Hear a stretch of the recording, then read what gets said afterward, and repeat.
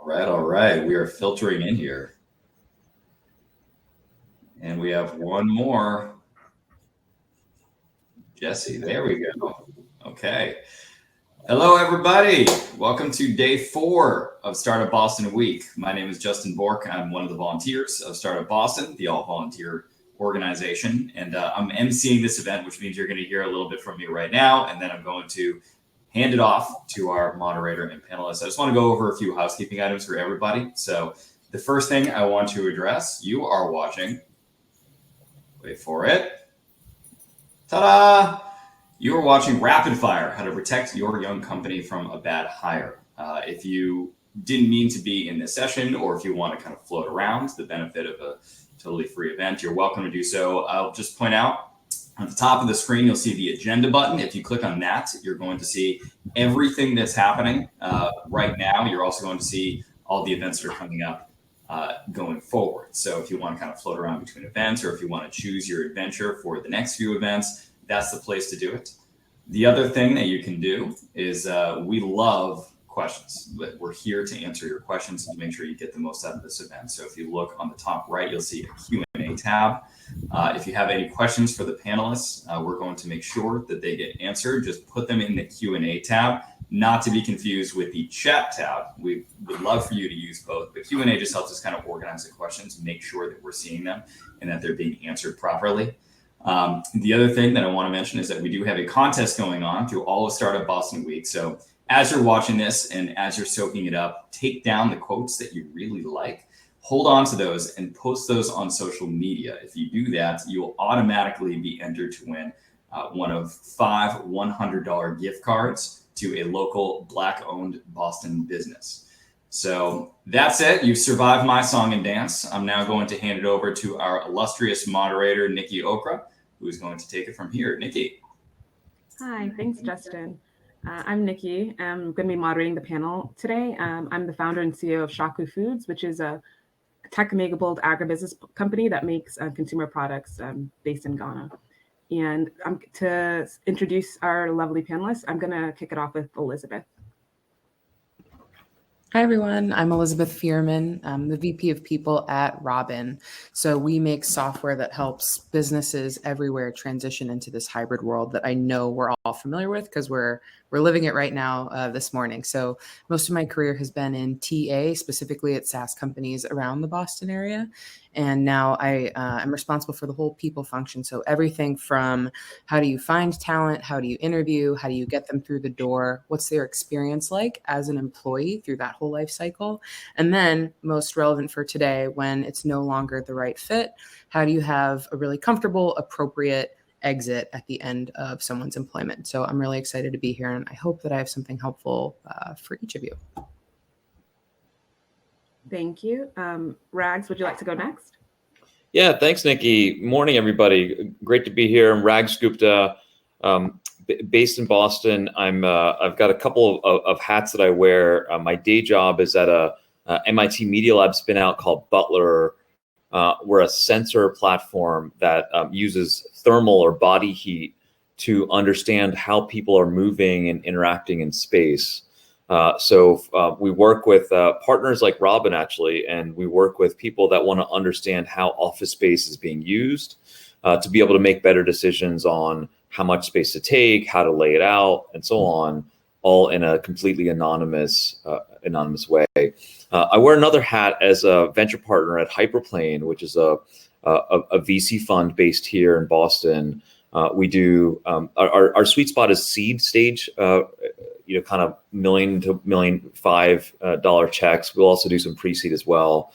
We've done a lot in automation and robotics and just more general B2B software. And then lastly, just a little bit of a shameless plug, but I've been working on a book during the pandemic, and it's just coming out next week. And actually, I talk about some of the topics we're going to talk about here. So just a heads up on that. Look out for it. I actually just got my author copies yesterday. Great to be here. Thank you, Nikki. Awesome. Great. Jesse, do you want to take it over now? Yeah. Awesome. Excited to be here this morning. My name is Jesse Bardo, also based in the Boston area. I am currently at Silicon Valley Bank, where I run the early stage, so pre-Series A inception to Series A in New England, and then I also run the relationship with Silicon Valley Bank and Techstars nationally. But before that, I was a co-founder of a company called Evertrue. It used to be based in the Seaport, and now a fully remote company. But I was co-founder there for 8 years. We went through Techstars in 2011, won Mass Challenge in 2012, and then grew to backed by Bain Capital Ventures. So lived the early stage co-founder life for a long time before this. Excited to be here today. Excellent, great. And to kick it off, I'm gonna throw out, we're setting this to set the scene of the conversation. What exactly is a bad hire? And I'm gonna throw it out to the team here to see, how would you define it, at both the early stage and as you're growing the company? How do we set the stage to define actually bad hire? I could start off. I mean, first is, there's bad is a, it sort of sounds, it's a pejorative term, right? And I prefer to use, terms like not the right fit and things like that. The fact is, no one goes in saying, I'm going to be a bad hire here, right? So like the intentions are always true. It's more where that person is, their strengths and the expectations. And oftentimes there's a big disconnect between that and what the company is expecting of a certain hire, right? And how they're set up for that. So I would just that's like one framework to consider in terms of, I look at it as expectations and a disconnect on those. I think about sometimes someone is wrong for the role that they were hired into, and sometimes they're wrong for the company that they were hired into. And so bad hire doesn't mean bad person. I'm a bad hire at many, many companies. All of us are bad hires at different companies. So if you've made a hire and you realize, well, this person's actually a great addition to our company, to our team, but I have them focused on the wrong things, then you can try to repurpose them. They may not be a bad hire. Maybe they're just in the wrong role. But I think about it in those two planes. Yeah, and I would echo that. I think especially at the earliest stage when every hire is so critical to the success of the company, it's just as much on the folks doing that early stage hiring and that impact they create for that hire as it is on the hire themselves. So I've been a part of multiple times of making the wrong choice for something, and it was probably more on us than it was on them, but it still has a massive impact on the company. Again, at every stage, but in the early stages where that outsized impact seems to happen more often than not. Great. To set the scene for our next question, I'm going to talk about, what's one thing we wish we knew before we hired for the first time. And I know from personal experience at Shaku Foods, we launched a product in South Africa. I'd had a marketing manager come on board, and I found out that the person was a bit more junior than I had expected, and wanted them to have a more hands-on approach versus being more training and directive, especially so early on in the, with the business. And so I think one thing I wish I knew earlier on before is, kind of communicating expectations and having a realistic view of how this employee could be upskilled and put on board, but having fair expectations, vice versa, of what they wanted from me and what they could actually perform at. And so I'm going to throw it out and to Jesse to kick us off about what's one thing you wish you knew before you had hired an employee early on. Yeah, I mean, I would actually say the exact opposite was kind of the experiences that were our kind of worst hires, were the folks who we thought we were we hired probably more senior than we probably should have, because we needed them to do actually more boots on the ground in the weeds work. And when we were hiring senior level folks, had an expectation that they would kind of do the full stack, that they had, because they were coming in at the senior level, they had the experience building up into that higher, to get them to that senior level. And instead, we were not at times we were not a big enough company to have them not do the grunt work, needed the strategy, but also needed them to come in and really help us to help the junior folks, the people who hadn't been there before, do their work and have them grow. And I think that actually was the more impactful wrong hire, because it left so much stuff undone, whether it was in sales, marketing, or in development. But I think as an early stage company specifically, when you're hiring somebody, again, you need many hats. And I tend to find that when you hire those senior level executives, they're actually not willing in a lot of cases to wear all those hats, even though you need them to. So I think, coming into, depending on where you are in your scaling process, you really need to vet those folks and understand their willingness to get into the weeds, if that's what you need. If you're purely to come in at that high senior level and provide the strategy and the framework, the architecture for your scaling business, that's another thing. And I think you can find that out a little bit through now. What I've been seeing is a lot of this try before you buy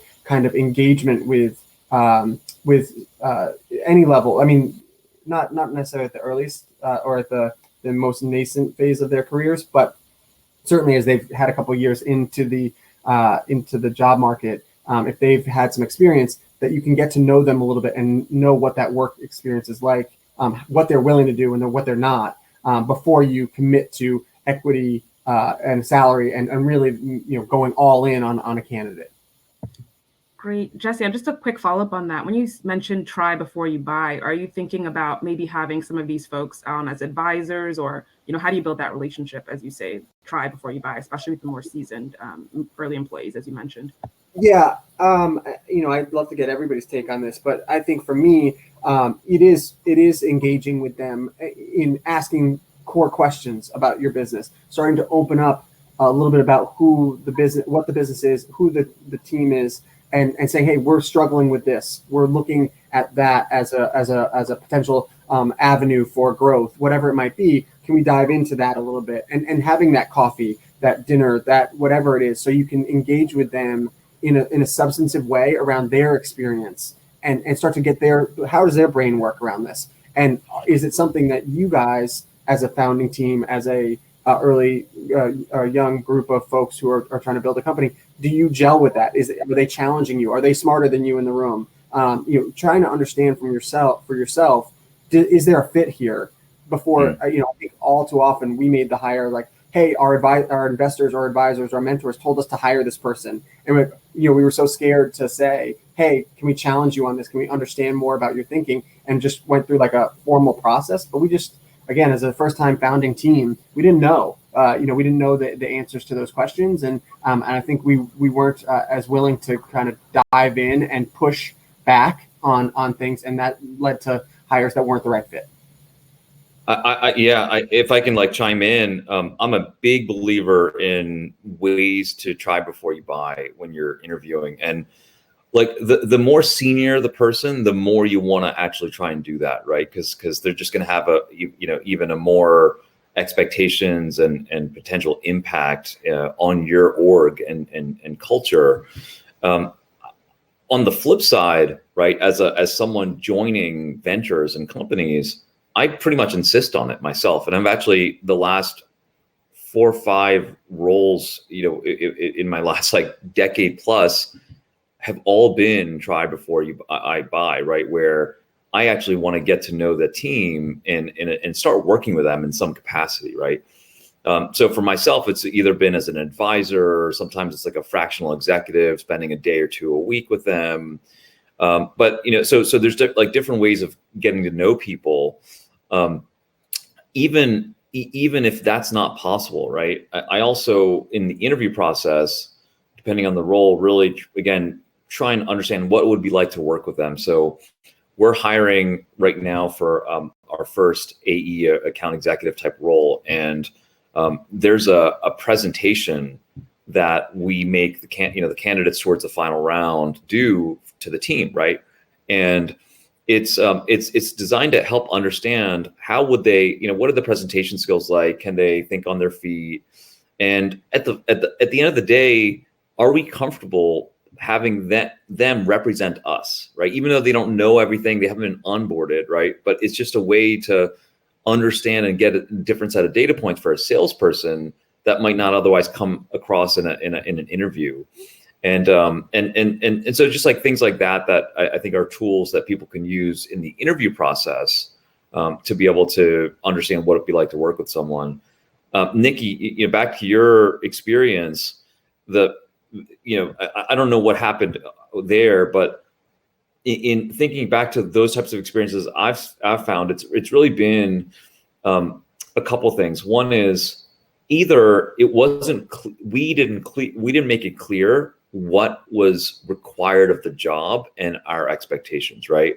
So they were sort of like going in like, oh, you're great, we're great, we're gonna figure it out, right? And you're gonna bring all kinds of stuff, and then they think, okay, I'm going to go build out a team. And you think, no, you're going to be pounding it and getting out there, right? And then there's just like this disconnect.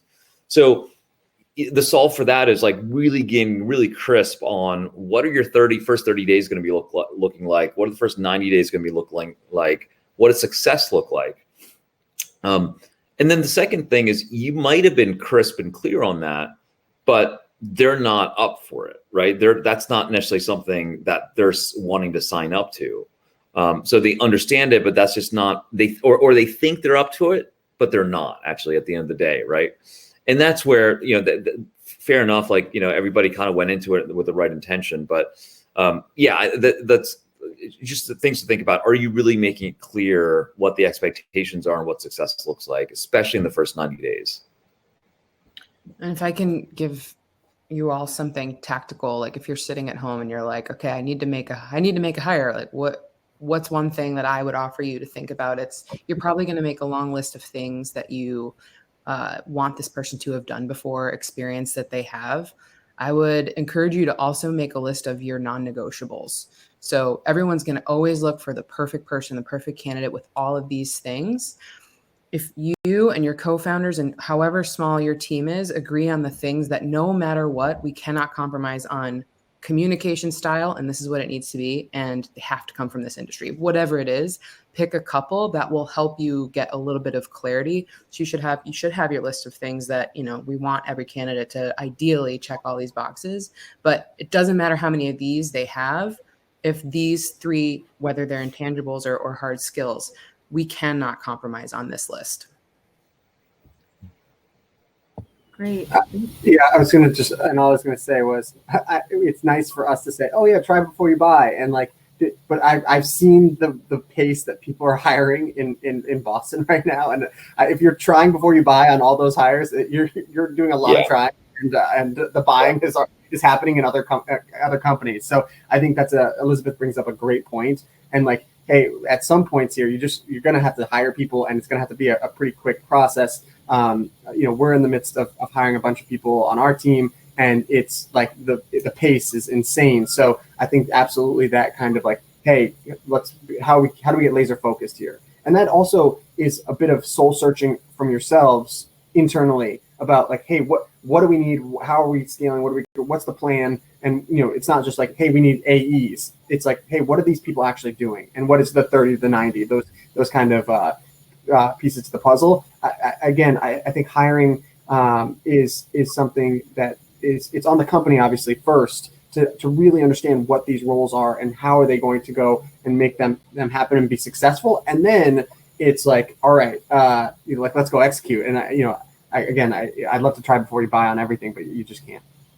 It's also the onboarding, right? It's having onboarding, and not every, especially fast growing companies or small ones can't, have people just dedicated to it. And I'd actually love to get Elizabeth, your take on it, but having an onboarding plan, right? So that you can walk, so people are set up for success at the beginning, right? And I find I've certainly missed that in my past, right? It's just kind of figuring out the onboarding and not really having thought it through.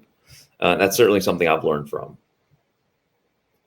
Great. And I think that's a great segue into our next topic. But just to wrap up the try before you buy, a few practical tips around that. If you're specifically hiring in mass, there's the mass CEC. It's the clean energy.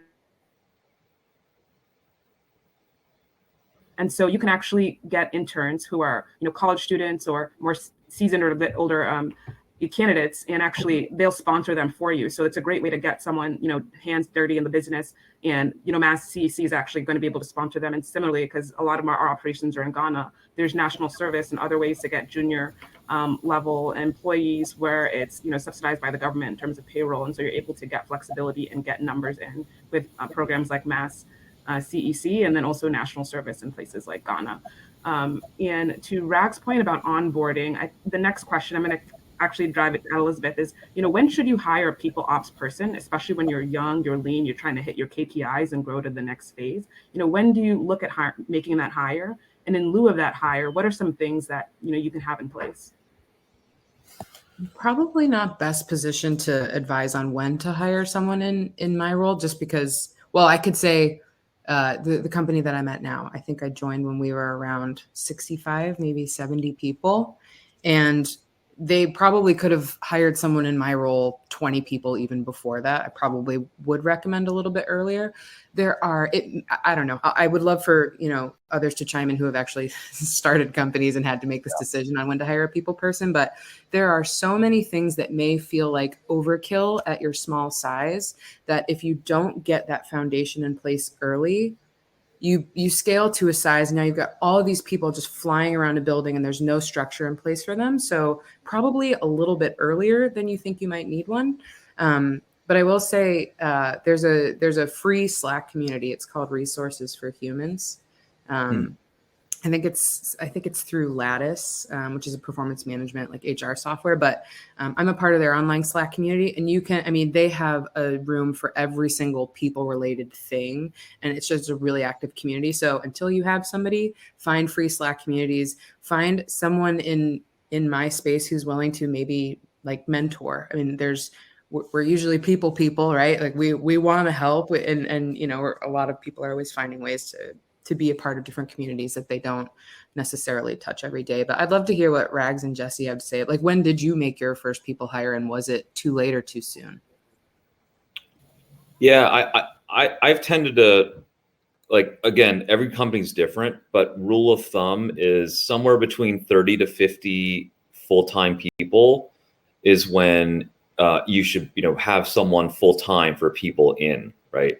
Now, that doesn't mean you should have fractional people serving that kind of HR people ops role before then, right? So you may not be able to justify a full-time head, but having people help you on recruiting and doing that, or comp and benefits or things like that, right? To on a fractional basis, just like you might have a fractional finance firm, a fractional CFO, things like that. So that's just like generally my rule of thumb. I again, most people, to Elizabeth's point, I would say most founders tend to hire this make this hire later than and said, if anything, we would have we waited too long, right? A people person can just have a huge impact with the how they do recruiting, how they help retention, and so it should not be viewed as a cost center. We actually. At my last company, Humatics, we really benefited from bringing a people ops person, and they helped us like rejigger our recruiting process. And after that, it was just ridiculous. It was like our batting average for converting offers to hires went up like way up, right? Just like with the changes they made on the recruiting side of things, which is an amazing outcome. Yeah, and the thing I would add here is every team is, especially at the early stage, every team is different, right? So that everybody's got different skills. Always rely on like hiring somebody who's smarter and can do what you suck at better. And I think all too often teams are think that they can just hire on culture or hire on what they're building or hire on the fact that they've been through an accelerator or have these folks who are their their investors. Like that's only one piece of the puzzle. So I would err on the side of if you guys, if you do need to scale quickly and you are looking to expand as you're expanding the team, that you've got very different roles and doing different things that you're not necessarily well versed in, that it makes sense to dive in early on a recruiter or dive in early on a people ops person. And I would say I'd be just not analytic, no analytics behind this, but just kind of seeing out in the market. I would say people ops has got to be the most widely changed role in all of tech in terms of how quickly it has come to the place that it holds right now. And it's only been in the last 2-3 years that you really feel like everybody's got a people ops person or chief people officer, that kind of thing, which is great. It means it's a nascent field. It's the kind of the amalgamation of a lot of different things together in one place. And it's that HR, it's the recruiting, it's a lot of the different pieces, but people are still getting to understand what this role is. And people are just starting to hire this and trying to figure out how do we get these people into our teams early. So I think that's going to continue to happen. I think it's going to come earlier and earlier. It's going to be that at the Series A you get a CFO. It's going to be now. It's like at the seed you get a people person and that kind of thing. And we're going to see that continue to push down as it becomes more and more impactful for the businesses. Which again, it was never not impactful. It just was not something that we put all our eggs in that basket early on. Well, and if I could just add on to that, that's a great point. And I think traditionally the HR has been viewed as kind of don't get us sued, right? Protect ourselves from liability, do kind of a lot of admin and those really important things, but have it's sort of not necessarily been at the around the table, right, for an executive team and things like that. Whereas now I firmly believe like that they should be a part of the executive team. They should report into the CEO.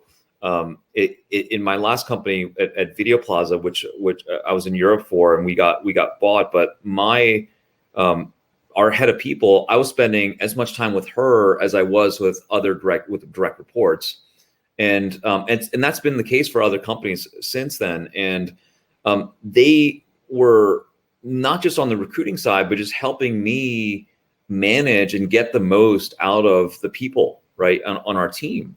So it wasn't just like the admin bits of it. It was actually genuinely like, who's a potential flight risk? Like, do we need to challenge them more? Who's not happy? And they could have conversations with people that I couldn't have, and vice versa. And so we really partnered in a really fruitful way, and had great retention, and it was just a great culture. And so I would just encourage people to think about the people function in that strategic capacity. I mean, if you think about people will be your biggest expense as a business, and you're going to sit around and make all these plans of what your company is going to do and become. And yes, technology and AI, and you can go down that path, but you need people to do it, and you need the right people to do it. And there's often the question, what's the difference between HR and people ops? And HR is kind of the old school counting people, like Greg said, don't get us sued. But I would say I spend 50% of my time working with our executive team and 50% of my time with everybody else at the company. Like it's weighted that way. It truly is a seat at the table, if you will. Great. So just to kind of wrap up some of the key comments in that section is that when it's people ops is very important. Typically we're seeing, firms bring folks on around, 60 people or so, but, 40 or earlier even would be better as you assess comments around, flight risk and really understanding what's happening within the business. And having an onboarding manual and like being very clear early on helps to mitigate in lieu of a people ops person.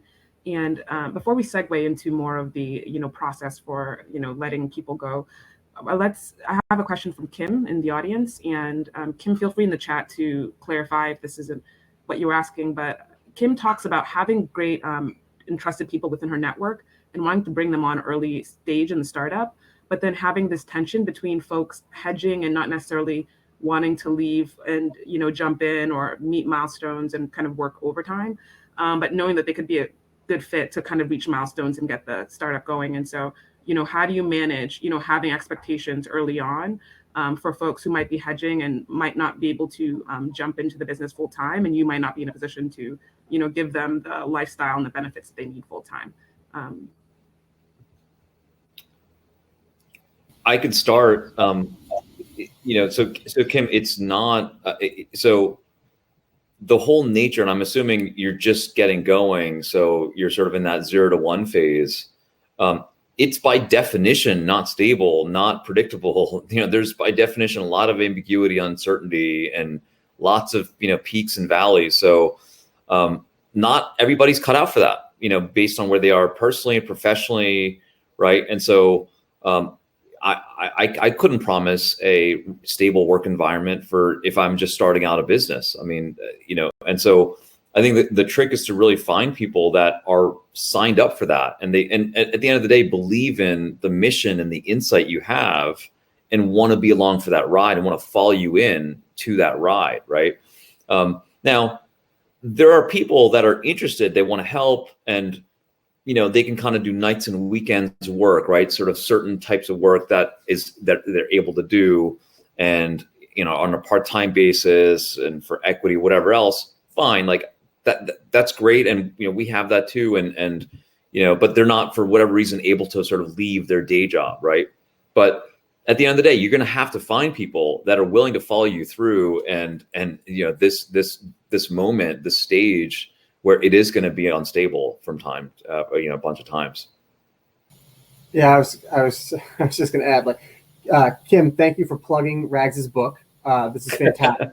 Deeply appreciate. Now go out and get it to answer these questions. But no, and I think to just add on to that, this is the thing, right?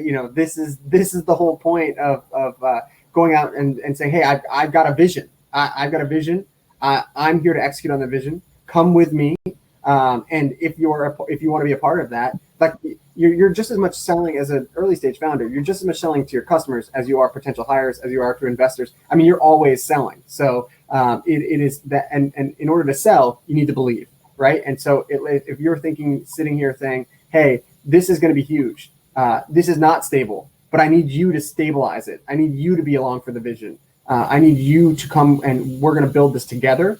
And that is the art of all of this. And again, you're doing that all the time. And so if you're not passionate about it, or if you don't have the belief in it, if you don't think that you can get to a point where you can give them that comfortable life or what they're trying to go towards, they're not going to come along with you. And I'd say like that again is that's the hardest part about this, and getting from that 1 to 10 people to getting that investment, to getting that growth, because you do have to always sell it and believe it, and really go for it. And again, there's no sort of like dipping the toe in, and it's certainly, you can see it with these folks in your network. They're not going to just go full boat in it. And so again, it's bringing it all together. And I think that, again, for me, that's the most fun part of it too. It's the scariest part, but you're in it to win it.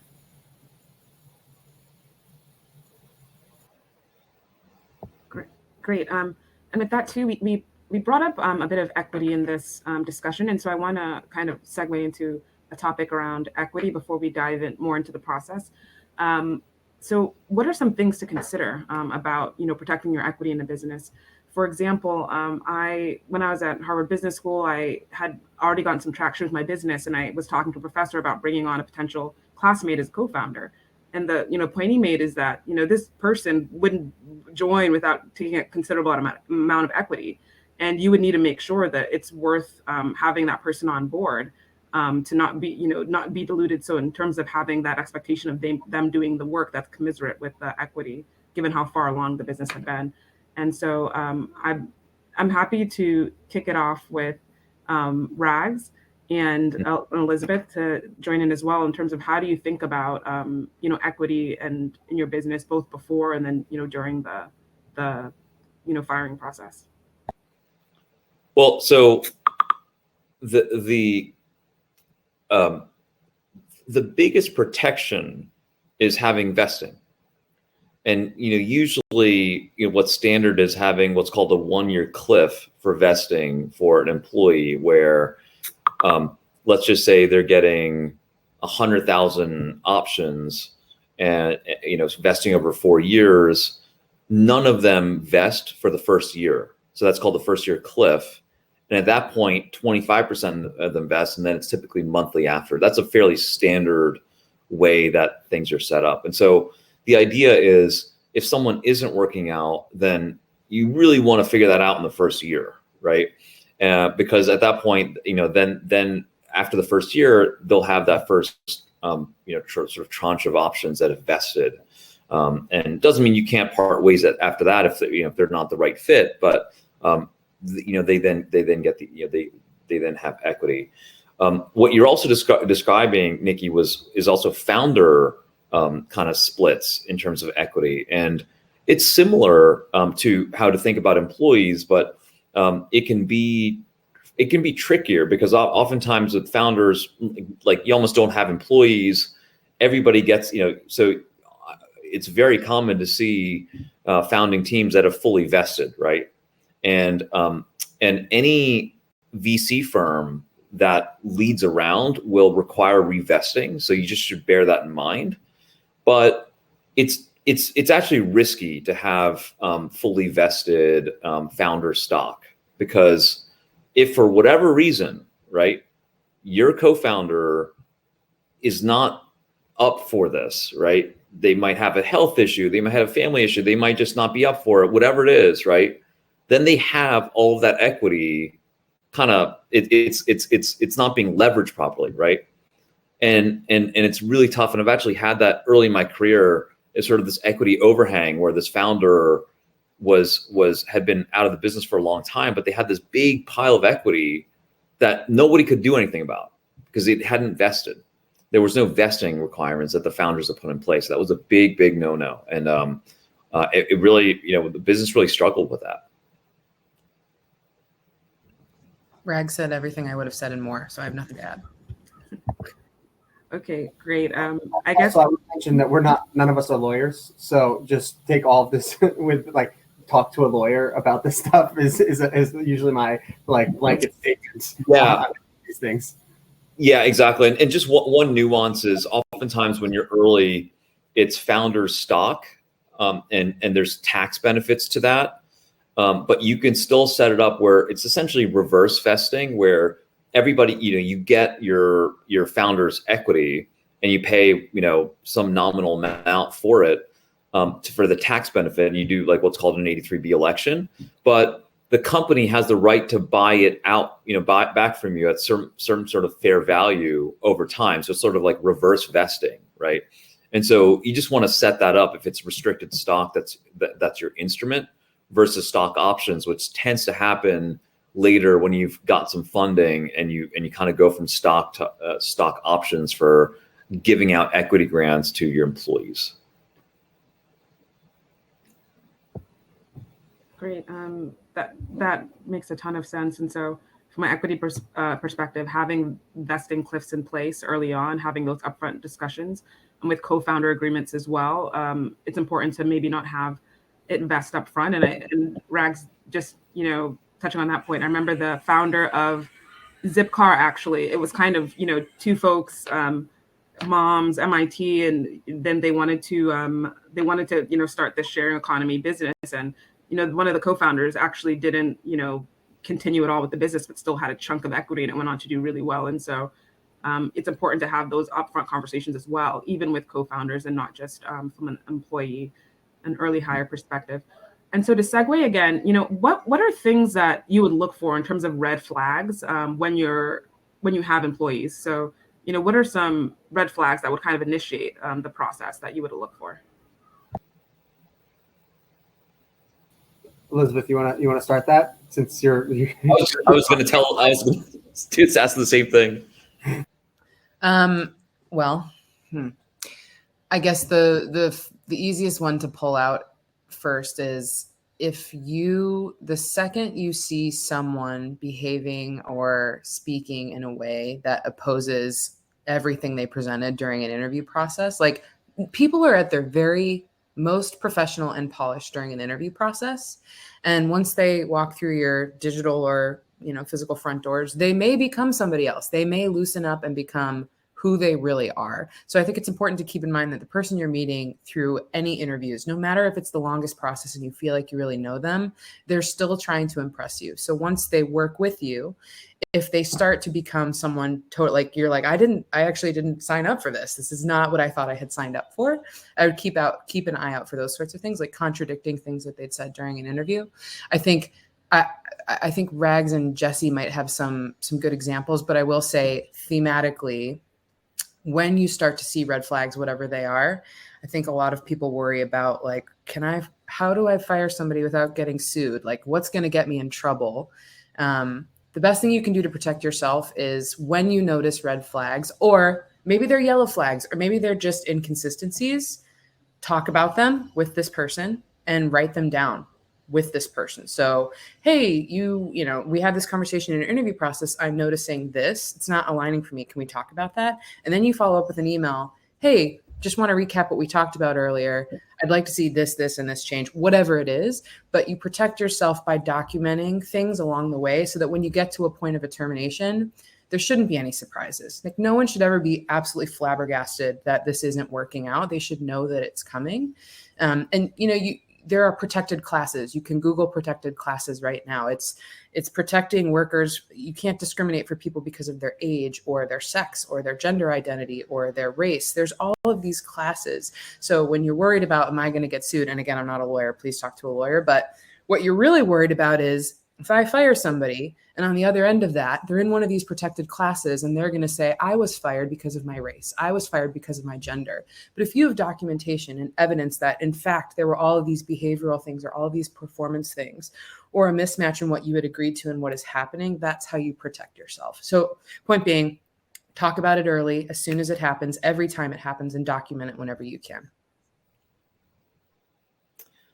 I would also just say, look out for, there's sort of two different types of signals. One type of signal is sort of functional, right? So if they present themselves in a certain way, or that's what you expect of the role, but you're realizing that they're just not up to snuff for whatever reason, right? They're really struggling. If it's a salesperson, maybe you hired someone and you thought they could handle a complex sale and they're not able to do that, or falling down or things like that. So there's like functional. And then the other one is cultural, right? If they're really crossing any kind of cultural, you might not have your values fully baked in, but you can kind of tell if someone is not culturally aligned with what you're trying to do. And those, like, to Elizabeth's point, like, nip those, like, you want to call those out. Having a regular one-on-one anyway is just good practice, and having notes from that. So it's just a very natural way to document anyway, right? Like, hey, here's what we talked about. Here's the agenda. It could be a Notion page, a Google Doc, whatever platform you use. And just have that as a running way. But especially on the cultural side, you want to call that out as soon as possible and essentially just say, this is just not acceptable. It's not okay, right? This kind of behavior, if that's something that you notice. Yeah. And then to follow up on that, I think, especially at the earliest stage startups, you're pivoting all the time. And when you hire somebody, they might be on for that part of the journey, but then you make a pivot, you go from SMBs to enterprise, and this is not where they wanted to play, and this is not the customer they wanted to be with, and those kind of things. And I think being transparent with your employees about the movement that is being made and why, and how you're continuing to iterate and grow is a pivotal part to that as a co-founder, as an early team, as a growing and scaling team.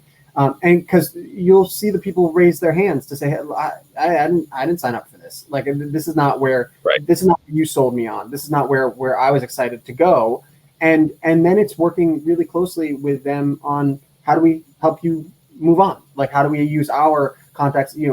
There's no fault of anybody's there, but it's just not a fit. And I'd rather have people kind of raise their hand as they're not on board for the changes that are happening, and usually rapidly. But you do, unless they know about it and can see it and can process it and kind of like, how am I going to fit into this plan?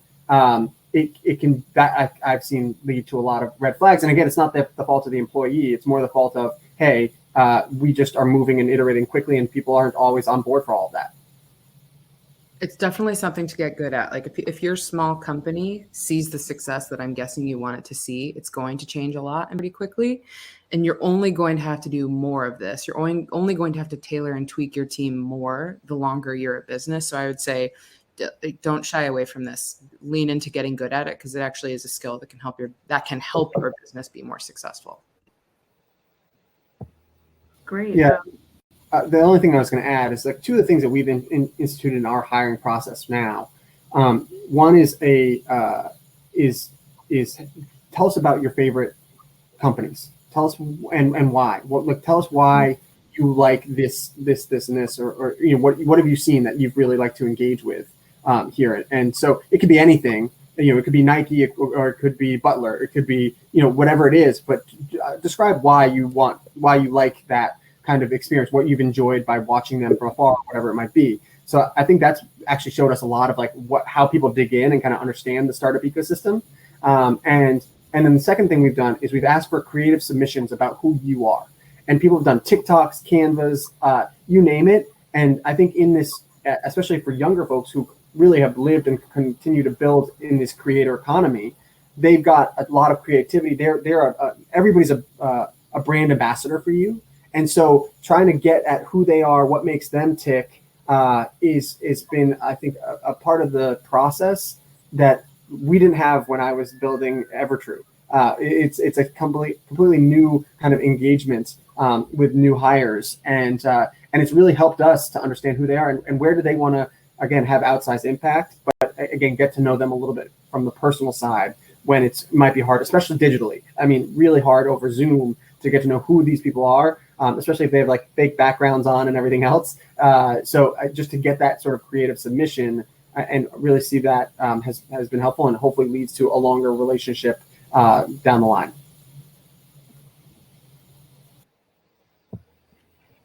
Okay, great. I think a lot of the topics covered here encompass some of our next question. And so, to set the scene, I heard great things around when you're looking at red flags, there's either a functional issue or a cultural issue. Functional meaning maybe you're scaling from more SMB customer and enterprise, and there's not a great fit with hitting KPIs. Cultural may just be, with the changing workforce and different roles being had, there's just not a great fit. And to Jesse's point, a great way to make recommendation to other firms, and so that person could also, get a great role afterwards, because it's not necessarily a functional issue.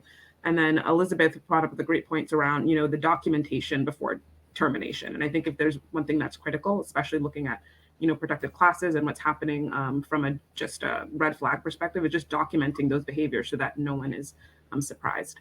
So, leading up into our next question, it's, what's the process for determining and executing the decision to let someone go? We covered that a bit, but if Elizabeth, you wanted to take it on, what's the process for determining it, and then how do you execute on that decision?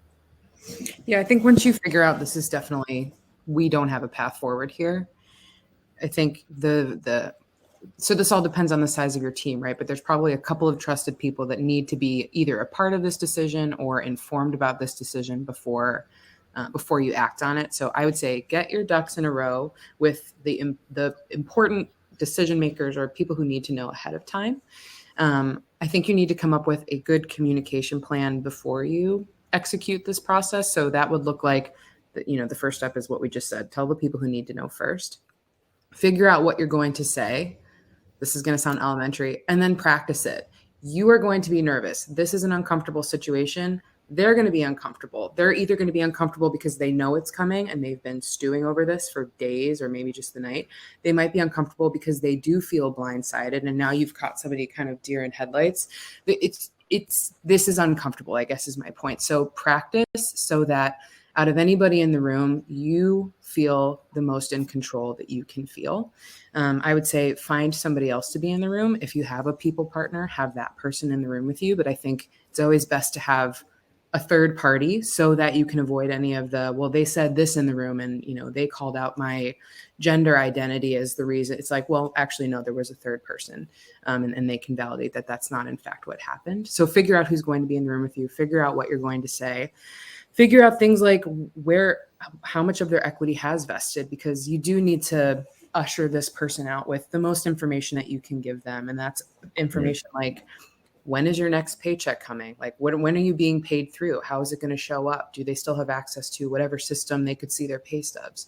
How do they exercise options that may or, that may have vested? So you just want to like really be prepared with, if you were going to be suddenly exited from a company, what questions would you have? Like, what do I do with my laptop? Like, I have a headset. Do I get to keep it? Just think through all the things that you would want to know the day you no longer worked at a company.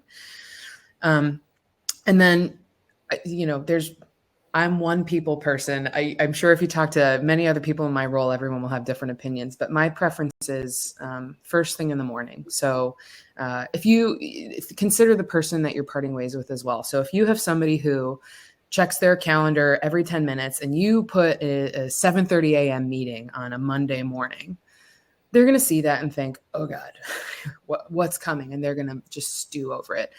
If you have somebody who's a little bit more like fly by the seat of their pants, maybe you catch them in the morning and you say, hey, I have something important we need to talk about. Are you free sometime in the next half hour? Like, consider the person, because this is a very human moment that you're going to experience, and everyone's very different. And then I would say you get in that room, be there early. Do not leave them waiting in that room. Be there with your partner so that when they show up, it starts to sink in, right? And then I usually say something along the lines of, these are like little tips that, I don't know, maybe I over-index for this, but avoid the nervous smiling and the good morning and how are you? Because that is misleading them. I try to stick to things like, hello, thanks for meeting with me. I want to jump right into this. This is going to be an uncomfortable conversation. Over the last couple of days, over the last couple of weeks, we've spent time talking about X, Y, Z. Unfortunately, we're at a point where I don't see a path forward for you at our company. Because of this, today will be your last day at company, effective immediately. Can you confirm your personal email so that I can send everything that we're talking about to you in writing? If you don't hear any of this, that's okay, because you can read all of it the second we hang up. And be gentle. Some people will lash out and be combative, and you can listen and absorb and then use language like, I've tried to think of other ways around this. Unfortunately, I'm not at a point of negotiation. This decision has been made. And you just remember that you're the one who still has your job. You're the one who can stay kind of in control in this situation. So I don't know. Is this helpful? Is this kind of what we're looking for, Nikki? That was a masterclass. Yeah, that was great. I was taking notes. I'm ready to fire people right now. I feel very prepared. Oh, good. This is a free conference, and you just gave a masterclass. So Thanks, Jesse. I mean, that was great. I don't know, Rags, Jesse, do you guys want to add on to any of that before I jump to one of our audience questions? Okay, cool. So we have another question from Kim. This was around kind of like the trying before you buy process. Kim said, what if you have someone who's a great worker and are getting things done to hit your KPIs, but they don't necessarily align with the mission or the vision? Do you keep them on board to continue to truck along, or, when would you kind of part with them, even though you perceive them to be a good worker, but they may not align with the long-term vision? I can start off on this one. I think it depends on what they're doing, what role you see them play, and what you need. And what I mean by that is, you can perfectly kind of work with quote unquote more mercenaries, or people that are just like there's something that needs to be done, right? And you hire someone or you work with someone to do it, but they're not sort of true believers, or they're not necessarily ones along for the longer term, right? That could be a very functional thing, right? Like, I'm designing a piece of hardware, and for the first prototype, I just need a mechanical engineer that just knows how to do this, right? they may or may not be a long-term fit, but this is just what you need to do, and they can do it part-time, whatever it is, right? That's perfectly reasonable and fine to have, right, and do. If you're looking for, though, for like early employees and co-founders, yes, they need to carry the spark that you have, right? They need to be able to do that and be fully in it. The last thing I would sort of say is, I would just try and understand, like, what about your storytelling isn't landing or resonating for them, right? Could you be telling the story better, or is it something that, just try and understand better why it's not landing, right? Yeah, I was going to say the same thing. I mean, I think that's like, again, bringing people along for the vision, as we talked about in your last question. And Kim, appreciate you asking these questions in the chat. And I think that's that continued engagement with your employees around the vision and their impact, and again, bringing them along for the journey. And then if they might self-select, right? It might be that this is not where I wanted to go. But I also would say there's a lot of folks that they have to do a lot of different things at one point in a business and continue to iterate with you. And so understanding from your standpoint, like, can you articulate to them what you see their growth being if they can get to a place that, again, it feels like they're really engaging in the ways that you want, but like, hey, you could go on from this entry level or whatever position to going to running our marketing team, for instance, whatever it might be, and helping early employees understand their path, even as it's being built by you going forward. I think that's something that is really hard for founders specifically to help. Just big vision, where are we all going, and like, what is your little incremental steps to get there with us? I find we really struggled with it, and I think it's hard when you don't know where you're, as an individual contributor, where your path is, to kind of get on board with the vision as well. Okay, great. Thank you, guys. To just segue back into, well, we're going to be wrapping up soon, but I think to segue back into, Elizabeth's great example around, the process of firing, just a quick anecdote and then a quick kind of maybe, role play. So preparing you for that role play, Elizabeth, to fire me live on camera. But quick anecdote, marketing company, they had marketing analytics company, high growth. They had a great performer who helped, set up one of the offices, was a bit junior, got disgruntled. This employee needed to be phased out of the company, actually threatened to delete, specific customer data from a database, and actually did that and kind of bankrupted that startup. And they, went from like fast growth to nothing overnight. The key takeaways there was, one, they should have backed up that data, and two, they should have let go of that employee before they actually did that and got to the point. And so in this quick role play, I could be that disgruntled employee that should have been fired earlier. And I was doing great at the firm, started off wasn't hitting great KPIs, and I'm not a good fit. And Elizabeth, if you could just quickly fire me, and I'm excited.